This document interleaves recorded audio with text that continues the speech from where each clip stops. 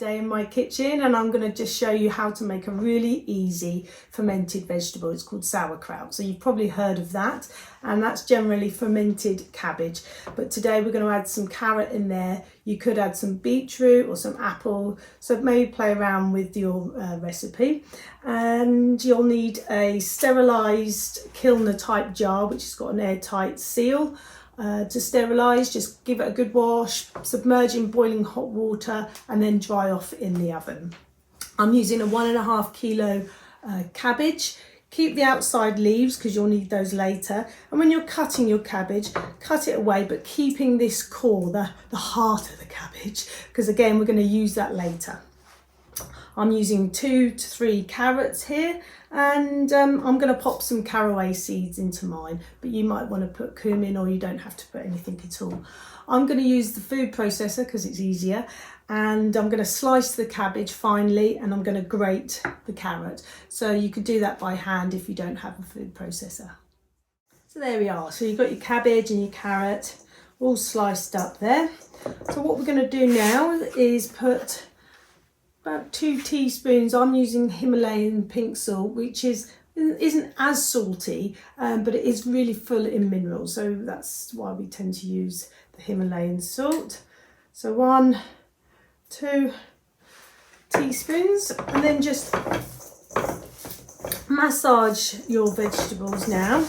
Give that love into the cabbage because it's going to give you that love back. And then what you can do now, you can always get on with something else and just leave it for maybe 5 minutes rather than having to constantly massaging it, because what the salt's going to do is draw out the water from the vegetables, so that's going to create the brine. Okay, so I'm just going to leave that for a little bit. So I'm going to put in, let's have a look, 1 teaspoon, maybe a little bit more. That's because I like caraway. Okay, so you can see it's already started to soften now, but you are going to have to now keep really massaging that to really break down that structure of the vegetable.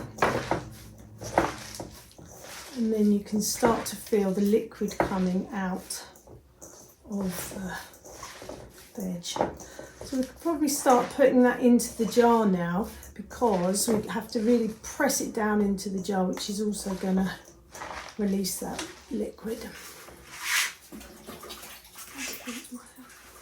Okay. So let's just do a little bit at a time here. 2 handfuls. And you can see now I'm going to really have to, what we're doing is pushing all the air out. I don't want those air pockets because that will make it oxidise and go off. Right, okay, so now been pressing that in, take your time. Now we're on the last bit. You don't want to fill right to the very top of the jar. You want to leave a gap at the top because there is going to be the water and the gases rising in the fermentation process. So it's good to have a gap at the top. I leave mine on a saucer or a baking tray because it can bubble over and some of the liquid come out. You are going to have to burp your baby morning and evening, so that's just opening the jar and releasing the gas. It's probably going to take about 3 to 5 days, and then you could try it, and then if it tastes quite vinegary or like pickled, then it's probably ready, and then you can keep that then in the fridge. Okay, so you can see now it's covered with this liquid. Now I'm just going to use some of the outer leaves, the cabbage, and that's going to cause or create a nice little cap there.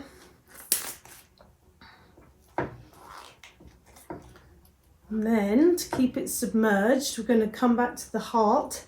That's going to be probably too big there, so just cut off some of the ends, pop that in.